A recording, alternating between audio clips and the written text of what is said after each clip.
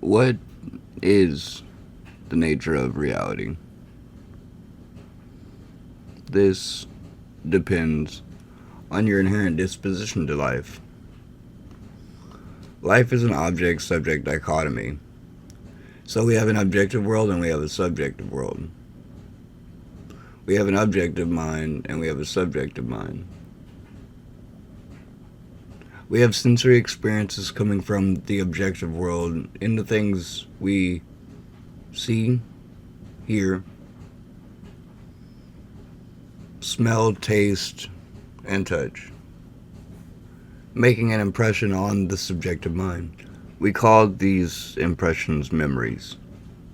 We recall memories from experience to build a worldview. Worldviews are formed from attitudes, values, and the stories and expectations that we create about the world around us. Life, it's a complex process that is constantly unfolding as we create the narratives to our life. We are informed from the world and the people around us. They inform us about what they think about the world. We never really experience the world. We experience people's thoughts about the world. But what is the world? It's a place that we haven't experienced. The world is really the only place to have an experience. I mean, you can have one in your mind, in the mental faculty of imagination, but the world is the only place we experience practical results from our actions.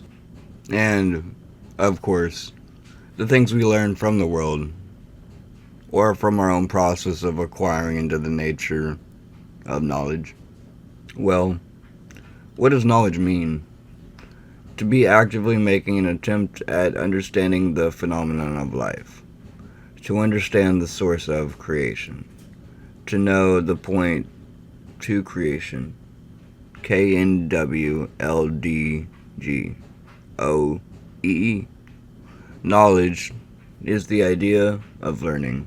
It's having a realization that you comprehend or understand something. The aha moment. It's knowing yourself to the core as one with God, the spiritual, love. I believe in reality everything is interconnected on a deep level through the aspect of fire, water, air, and earth. The elements connect us to our natural manifestations of life through the elements of the seasons. Life is an abstract concept in itself.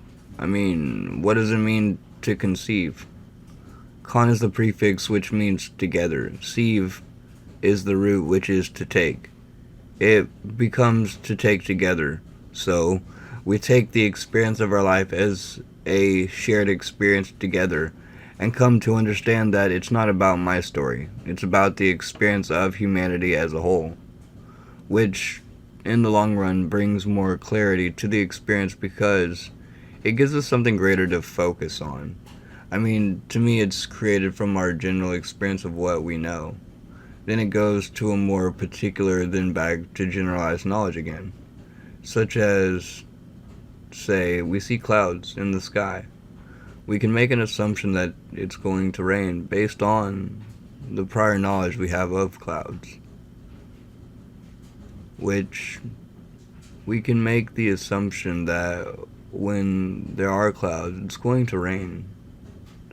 I remember one time I was walking around my apartments when I was a boy, probably about 4 or 5.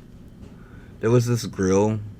There in the grill, there were some coals, which appeared like they were not hot. So I picked one up and was holding it in my hand until I started getting this feeling of sizzling and blistering and then felt a hot burning sensation.